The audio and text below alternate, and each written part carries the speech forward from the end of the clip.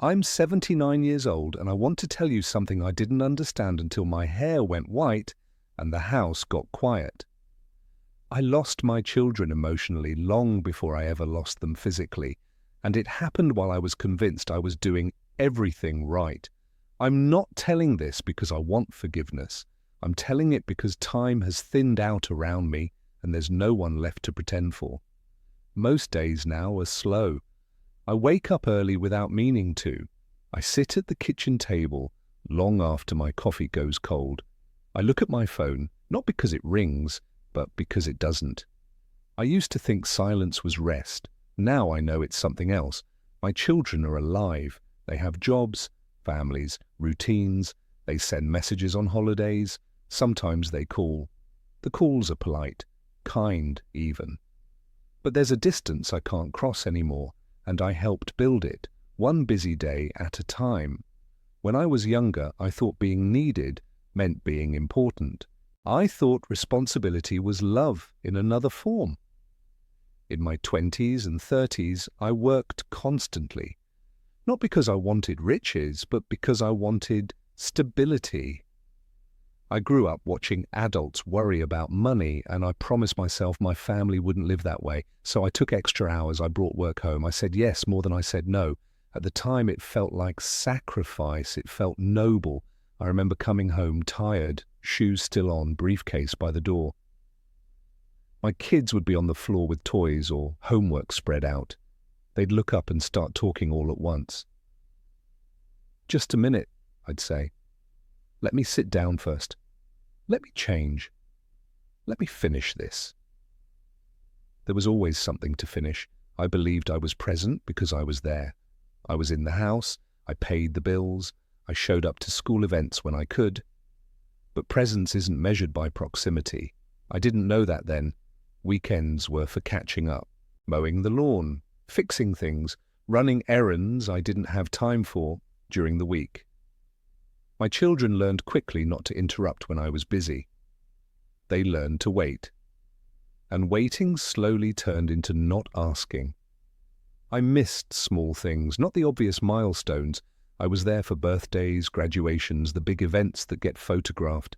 I missed the in-between moments, the quiet confessions, the stories that don't feel important until they're never told again. There was a night my son wanted to show me something he'd built.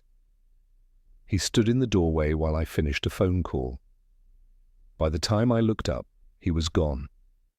He never brought it up again. There was a phase where my daughter talked non-stop at dinner. I remember feeling irritated, thinking about how long the day had been. I nodded, half listening, already tired of tomorrow. I thought there would always be another dinner. As they got older, their lives got fuller. Friends, school, their own worlds. I told myself that was natural, that children grow away, that it was healthy. What I didn't see was how much easier it was for them to drift, because I'd never anchored myself fully in their daily lives. I was proud of being dependable, of being the one who handled things. But dependability without warmth becomes distance. By the time I noticed the quiet, it felt normal. Teenagers are quiet, people say. They pull away, so I didn't push. I didn't ask deeper questions. I didn't sit in discomfort. I told myself I was respecting their independence. Looking back, I was avoiding my own exhaustion. There was no single moment where everything broke. No argument that changed everything. Just a long stretch of postponed conversations.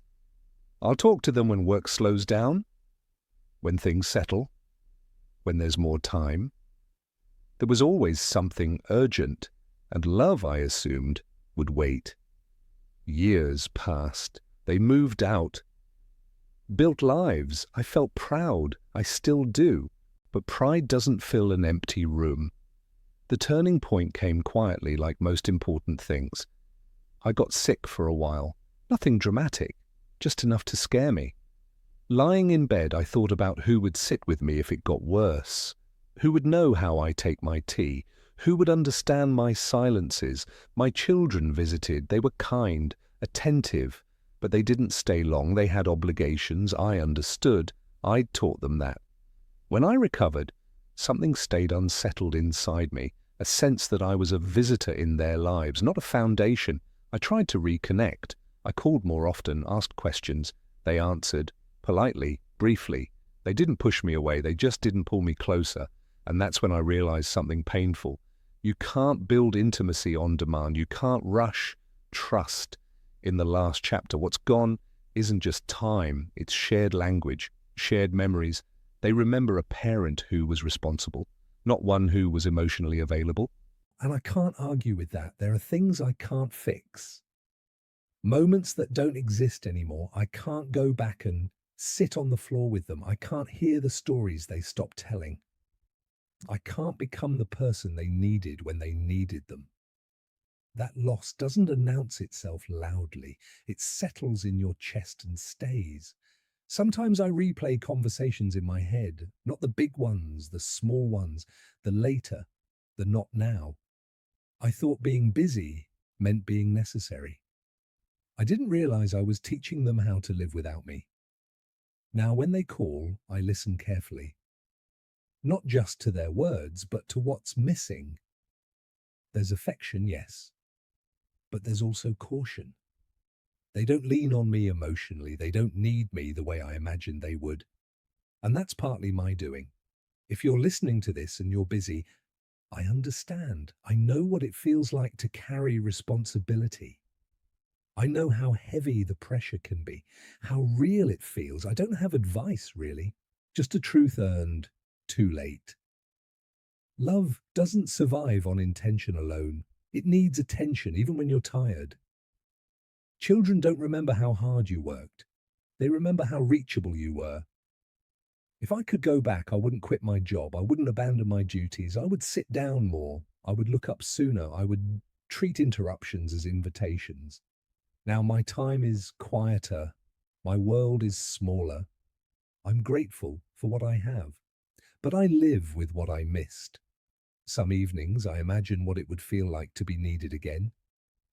Not for solutions, just for presence. I don't know how much time I have left. None of us do. I spend what I have listening, remembering, accepting. If this meant something to you, you don't have to say anything. Just don't assume there will be more time. I did. And this is the cost.